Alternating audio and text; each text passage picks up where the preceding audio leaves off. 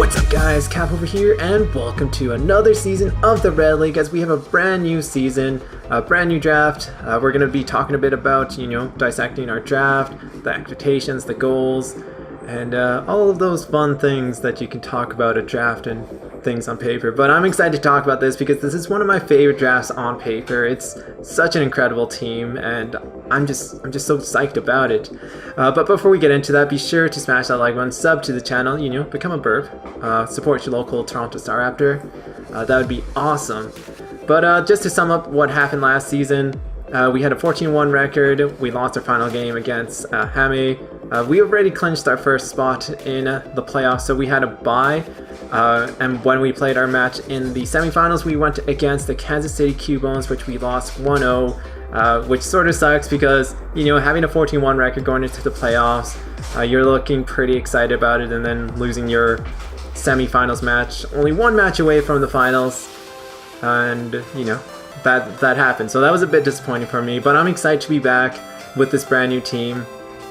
And we have a bunch of brand new expectations and goals, so I'm going to talk a bit about that. So expectations, I'm expecting a lot of people to prep, bring different things, and really try to get the revenge from Season 2, because a lot of the teams, I'm going to have to admit, a couple of battles were a bit lucky on my part. If things hadn't happened the way that they did, I don't think I would have had a 14-1 record, but I think a lot of people will be looking out to get the revenge on the Toronto Staraptors, and I'm expecting some unusual sets, I'm expecting some creative sets, and I'm expecting a lot of fun in terms of that. It's going to be great to see that, and to see people try to hand us our first loss early in the season, because, we went through the whole season and only receiving our loss at the end. So I'm expecting people to really, try to push towards that. In terms of goals, it's hard to beat a 14-1 record. And of course, last season was just making it to the playoffs, see how far we can get. It'd be awesome if we did great. But this season, we wanna clinch like the top 3 spots. That would be really awesome, and that's something I'm gonna be pushing towards almost every week.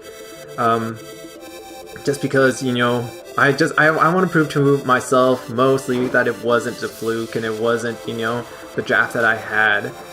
It was because I prepped every week and I planned properly, and that's what I really want to prove out there. And it's also to get into the finals. I really want to get into finals. After last season where we got knocked out in the semifinals, I was a bit disappointed, but it brought a new sense of expectations towards myself. I wanted to move past the semifinals. I want to get into the quarterfinal, or not the quarterfinals, that's going backwards, to the finals. So top 3 spot, I want to keep on approaching every battle like I did in the past, week by week, just focus on that week, get by it, try to get the W, and sort of have that attitude towards it. And I want to get into the finals really badly, so not low expectations and goals for us. We want to try to get all the way to the top there. But anywho, let's start to talk a bit about the draft and sort of dissect it a bit. So our very first pick, I think we had the 4th last pick, so that's sort of an awkward spot for us because there's a lot of potential to get sniped and whatnot. But fortunately for us, a lot of people picked up their Mega, and I sort of knew what my Mega was going to be at the start, so I'm like, alright, I'm going to pick up some power right away, and I end up picking up Kieran Black, who is going to be the Toronto Staraptors' brand new captain. And I think about when I give a title to like the captain to different mons every season, in terms of like what they can do, what they bring to a team, and how versatile they are. And I think Kieran Black is a perfect role for that, because Kieran Black can be a wall breaker, it can be a staller, it can take special attacks, it can do so much. And that's what I'm like, yeah, this has captain qualities in a mon, I guess. So Kieran Black is going to be the brand new Toronto Staraptors captain. It can do so many things. I'm so excited to use this. It's a threat that everyone has to prepare for every week. And if they don't prepare for it, then they can easily get swept by it. So I'm really looking forward to using this mon. This is my first time ever using Kieran Black in a competitive league, so I'm excited. And then I'm going to break down, like, what I was thinking about when I was planning my draft. So I decided that I didn't want to have a fantasy core. Last season I had the fantasy core, it was awesome, it was great, but I wanted some more speed. And I sort of found that through Superior, Entei, and Vaporeon. This is one of the best fire, grass, water cores in the league. I feel confident saying that because not a lot of teams have Superior or the qualities that Superior has. Contrary, Glare, Synthesis, Aromatherapy if you don't want to run Contrary, Calm Mind, Coil. This thing is not only like a sweeper, it is just a great overall Pokemon with some great defense, some great bulk, and it can be potentially, and it can turn into a huge threat in like just one turn. So people do have to like, they have to take an account of what Superior can do. And then on the fire corner of my fire, grass, water core, I decided to bring in Entei, and this was sort of an odd pick because originally I wanted Starmie, but I think I broke some rules in there, and they're like, you gotta repick. So I'm like, all right, let's get a fire Pokemon because Superior and Vaporeon can wait a bit. So I ended up picking up the Entei, and just seeing what this thing can do from last season was incredible. It was enough for me to really say, you know what, this mon's good, I want to bring it onto the team. I think it's going to be great. It brings me priority in terms of extreme speed. It brings me Sacred Fire, 50% chance to burn, Flare Blitz, Iron Head. It's sort of a one-trick pony in terms of that. I'm sure you could run a Calm Mind set and a substitute set, but you know, that's done or die pretty much if you're getting out there. But I'm excited to use this mod because it brings different aspects to the team once more. It brings me priority in terms of like, I can slap a choice band on it, and extreme speed is going to do a lot of damage. I can run it adamant. It's 100 base speed. This thing is it's decent. It's really, really good, and I feel like it pairs up so well with Superior, Kyurem Black, and Entei. Those are powerful wall breakers in just 3 mons right there. And then I decided that, you know what, I need a clerk. Last season, I felt like it was really, Sylveon was pretty much my only clerk, and it was the only thing that really could heal up my mons. And having the huge base stat of 130 in terms of HP is great. Aromatherapy, or not Heal Bell is awesome. Baton Pass is even better because this thing learns Acid Armor. And I also have a water immunity in terms of Water Absorb, so Entei is looking a bit nicer, Kyurem Black is looking happier. A lot of people will think twice when Vaporeon is on the field. They'll be like, I don't know if I can do Scald. And Vaporeon actually takes a lot of hits so well. This thing is one of the most annoying Pokemon in League format because it's hard to take it down knowing that your opponent knows what can take it down. So if you plan accordingly, Vaporeon can do that and potentially just stall out other people's teams, be a big thorn, and it's just a nice Pokemon to have. Like, I'm excited to use this thing and show what it can really do. And then yeah, and then I decided, you know what I really need? I really need hazards. Hazards are going to be awesome. I need a Rapid Spinner. Last season I only had Fearow who could defog and Latios who could defog, and I was like, that's not good enough. I need a Rapid Spinner, I need a Spike Setter, I need Toxic Spikes, I need Stealth Rocks, Thunder Wave, you name it, I need all of that. And pretty much my man over here is the Fortress. Fortress can set up those hazards that can be really, really nice. Fortress pairs up so well with Kyurem Black, Superior, and Entei, as well as any other sweepers that are on the team. Just because hazards can stack up, it provides pressure, it makes the opponent click Defog and Rapid Spin, and allows me to have a free switch and potentially put something down to low health.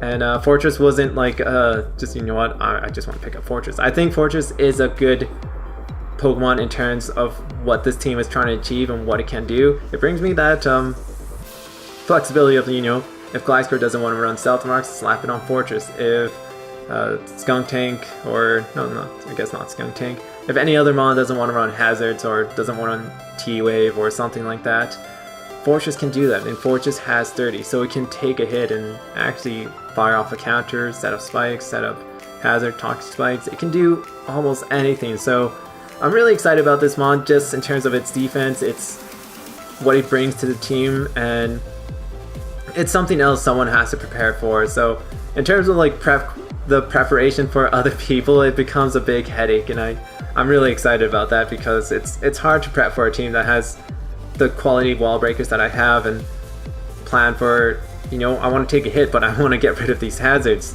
It doesn't allow people to play the switching game for free.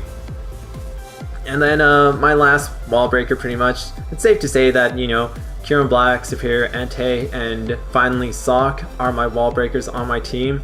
Not a lot of teams have the proper equipment to deal with those 4 mons. Those 4 mons break down anything, and it's pretty frightening because Sock is a bit slow and it doesn't have like great defense, but what it has is the coverage. The coverage is incredible on Sock. The huge base attack is awesome because 125, I do believe, is nothing to laugh at. This thing gets Close Combat, Ice Punch, Knockoff, Poison Jab, Stone Edge, I believe.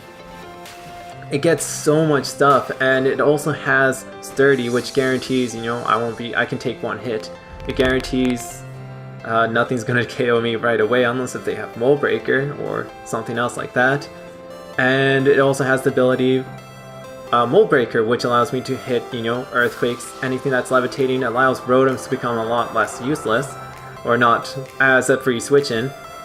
And it's just a great mon. Originally my pick was going to be Hitmonlee, but I think this was the only snipe that I got really somewhat salty about, but Sock was in my back pocket, and I was like, you know what, Sock's a great mon, Hitmonlee's a great mon, either or is pretty good on the team. So I'm excited to bring on Sock for the Staraptors. It gives me a great wall breaker who I can click the Close Combat and something's going to be taking a lot of damage. And then finally I decided, you know what, I need walls, I need something that's, you know, more versatile and allows me to absorb more hits. So I found those in like Eelektross, Skuntank, Wigglytuff, and Gliscor. Gliscor gives me another potential defogger if I don't want to run Poison Heal. It's just an annoying mon to deal with. There's not a lot of things. For example, last season I had trouble with Excadrill. That mon just ripped through my team. Having that switch in allows me to really build differently. It brings me another wall. It brings me versatility, or it brings me flexibility. So I don't have to run Fortress every week as a defensive mon, which I should. I don't know why I would run it as something else. It allows Gliscor to be run as, you know, an offensive mon, not defensive, specially defensive. It gives that flexibility because my team has that flexibility. Wigglytuff is just, a lot of people were laughing about this pick, but this mon is actually really great for wish passing. This thing has a base 140 HP stat. Passing those wishes is gonna be huge. And that's what it pretty much is for. I don't know if I'm gonna bring this a lot, but I want to bring it in. I don't want to allow people to, you know, spam dragon attacks. Wigglytuff can take it. Wigglytuff can surprisingly take a lot of hits. So I'm looking forward to bringing this thing once or 3 times this season to see what it can do. I like to roll my teams around, as people noted in Season 2. Even if it's a bit ridiculous like Fearow, I'll still bring it, and if it makes sense, then I'll still bring it. Pretty much that's my sense. And then Skuntank brings another defogger to the team, so I have 3 solid defoggers, and I think that's good because rocks can potentially hurt this team, but they don't really hurt it that much. My team doesn't really take that much rock damage. And then I wanted an ground immunity in terms of like electric types, something that has pretty much no weaknesses unless if you have Mold Breaker, and that is my Eelektross. Eelektross is such a versatile mon, it's hard to predict what it's going to do. You slap an Assault Vest on it, this thing is going to last a long time. The coverage that it has, once again, is awesome. And it can also set up too, as we saw from Season 2 with David on using Eelektross. So I'm excited to use this. It also gives me a slow Volt Switcher in terms of, you know, if someone wants to go for U-turn, I'll just go click Volt Switch. If someone wants to go for Volt Switch, I'll click Volt Switch. And that's pretty much the basis of this team. And then finally, people were wondering what my Mega Pokemon was gonna be, and I picked up the Mega Banette. And Mega Banette is it's a questionable pick, I must admit, but I think in League format it can do a bit more than what a lot of people say it can't do. It goes one for one almost every game. Pretty much clicking Prankster, Destiny Bond will take it down. Prankster T-Wave, Prankster Will-O-Wisp, Taunt. It does a lot of things that people don't realize, and at the same time, once you Mega Evolve, a base 75 speed isn't really that bad. It takes down a lot of walls, it takes down mons that, you know, that could potentially just wall it. So I'm looking forward to this thing. I'm looking through the move pool, trying to think of matches that I could bring it in, and I'm excited for this Banette. I don't know what it can or can't do, and you know, I'm just gonna test the waters on it, see how it works, and if it doesn't work, then it's not a bad pick in terms of ghost Pokemon. And yeah, that's pretty much the draft that I have. I'm excited for it. I'm excited for this season. I'm really hyped for this season because this is the season that I really want to do well in, and I want to show that, you know, season 2 wasn't a joke, and I'm excited. That pretty much sums it up. As for our very first week battle, it is against Bill, coach of the Adelan Honchkrows. That's going to be a heated match because he does want his revenge. If you guys haven't watched the video, our very first battle, I froze his Thundurus and I froze his Cresselia too. Totally unnecessary. Foul, cheap shots all around. And I know Bill's going to be prepping hard for this battle, so I'm expecting a really good match. A nice clean match, but you know what? I got some great stuff coming up in the kitchen of Cap. But anywho, I hope you guys enjoyed this video. I hope you guys are hyped for Season 3 of the Red League and following your Toronto Staraptors. Be sure to smash that like button and sub to the channel.